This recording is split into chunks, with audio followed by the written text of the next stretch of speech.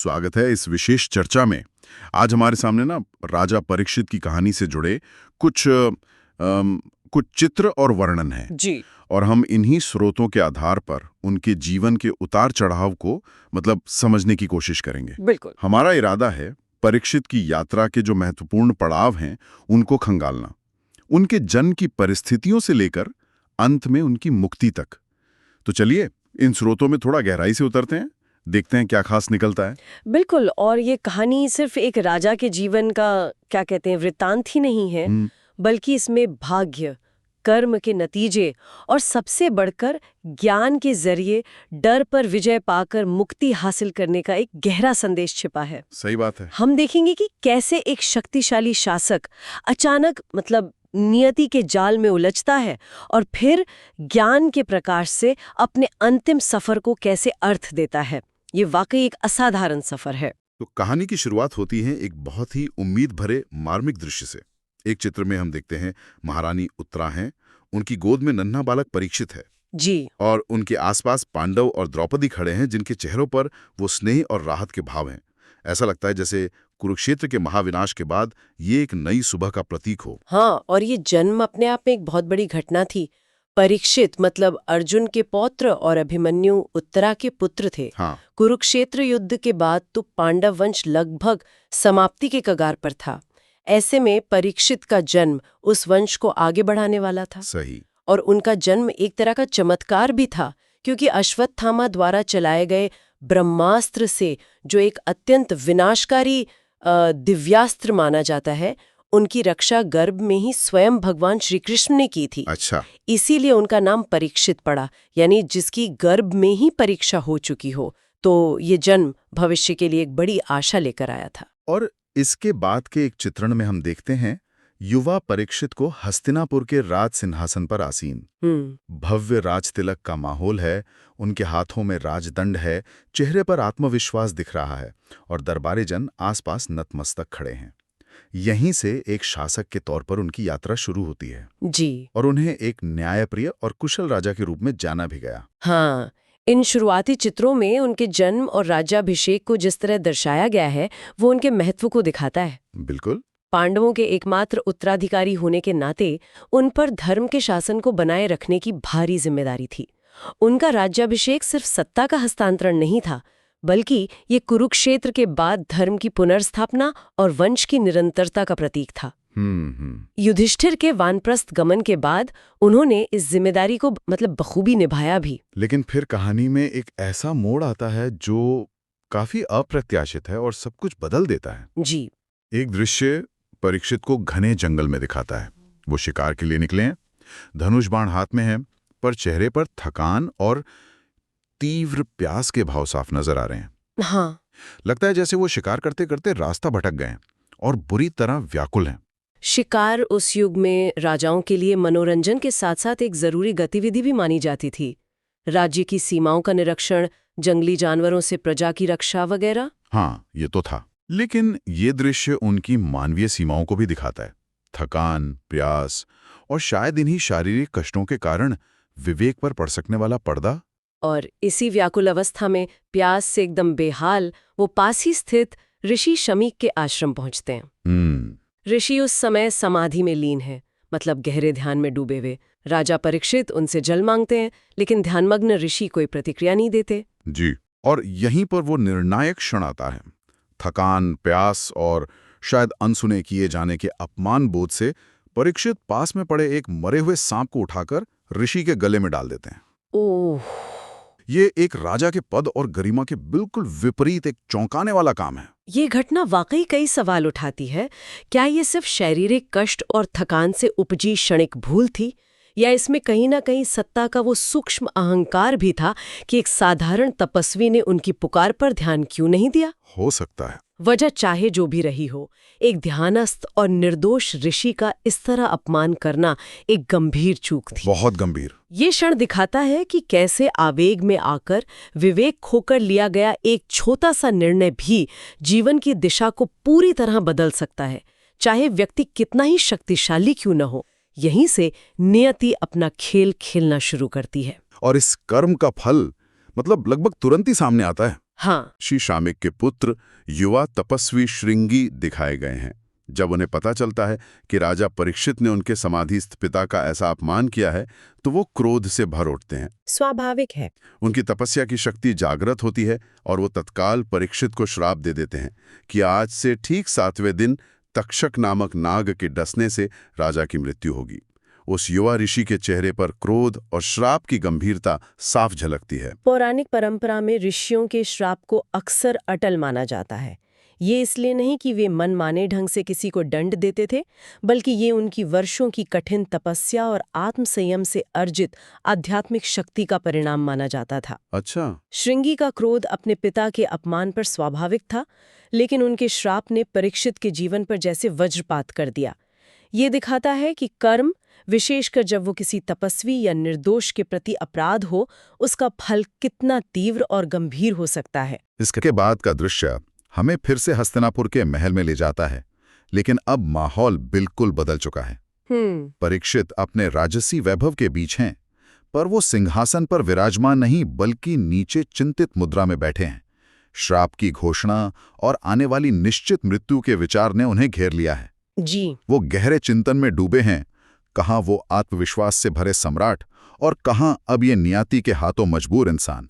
भाग्य ने वाकई क्या पलटा खाया है। यहाँ ये समझना महत्वपूर्ण है कि श्राप का परीक्षित पर मनोवैज्ञानिक असर क्या हुआ। एक सम्राट जो आदेश देने और हर परिस्थिति पर नियंत्रण रखने का आदी हो, उसे अचानक पता चलता है कि उसकी मृत्यु का दिन और तरीका दोनों निश्चित हो चुके हैं और वो इसे बदल नहीं सकता। हाँ, ये तो बहुत बड़ी बात है। ये असहायता की भावना, अपनी शक्ति की निरर्थकता का बोध, मृत्यु के भय का सीधा साक्षात्कार, ये सब उनके लिए बिल्कुल नया और भयानक अनुभव रहा होगा। बिल्कुल। उनका सारा राजपाट, सेना, धन, वैभव, कुछ भी इस नियति को टालने में सक्षम नहीं था।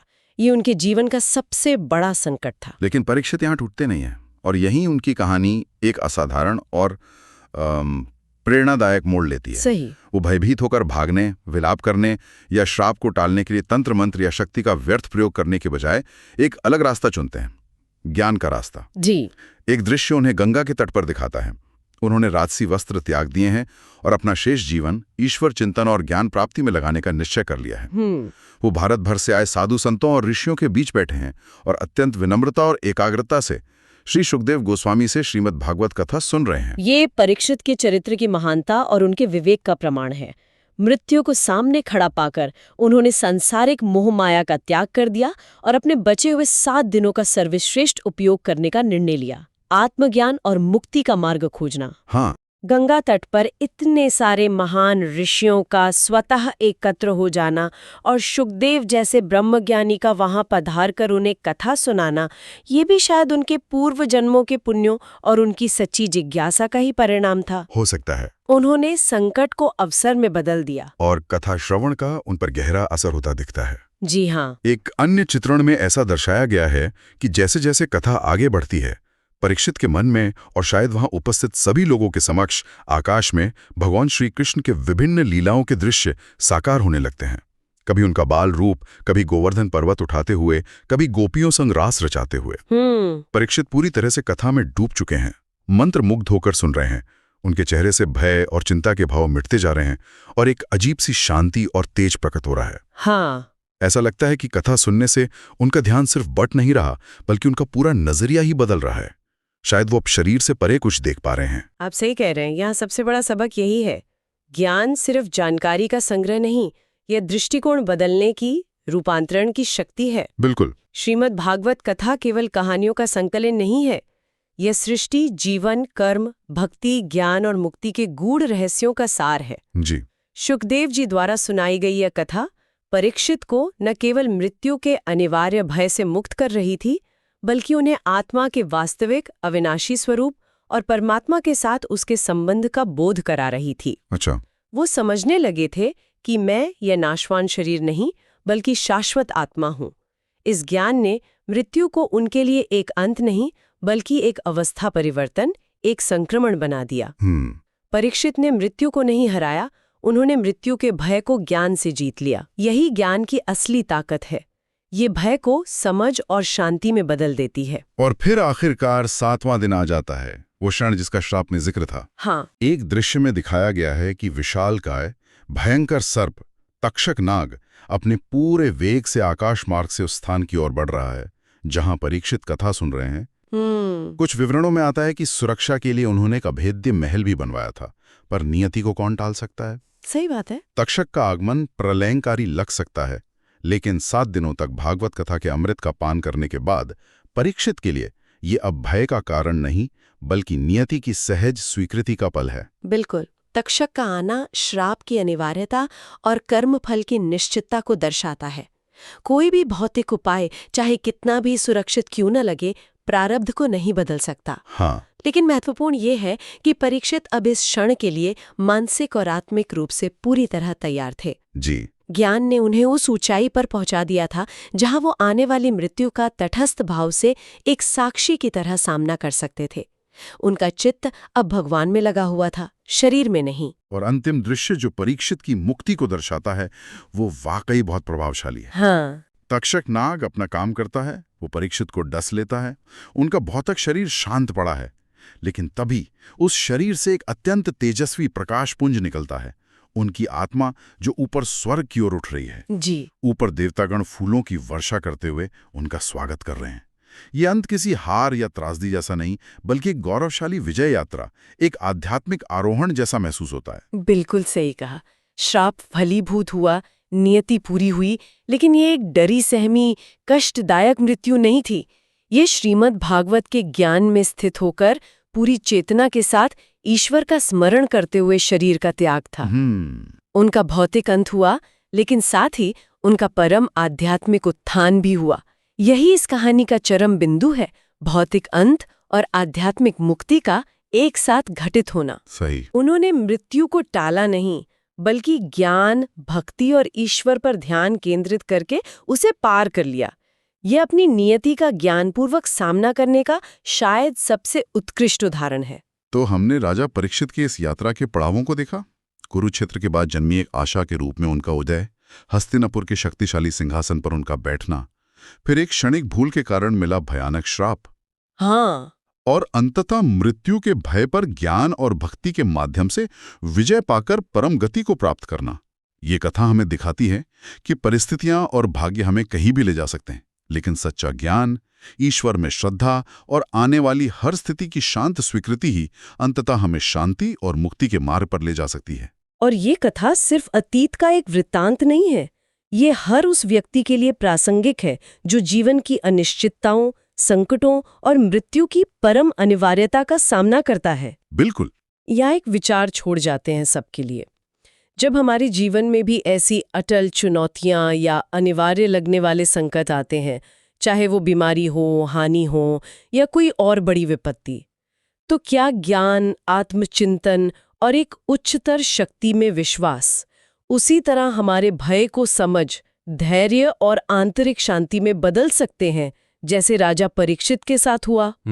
ये कहानी हमें न केवल अपनी नियति को स्वीकार करने बल्कि उसे ज्ञान के प्रकाश में रूपांतरित करने की संभावना पर गहराई से सोचने के लिए प्रेरित करती है।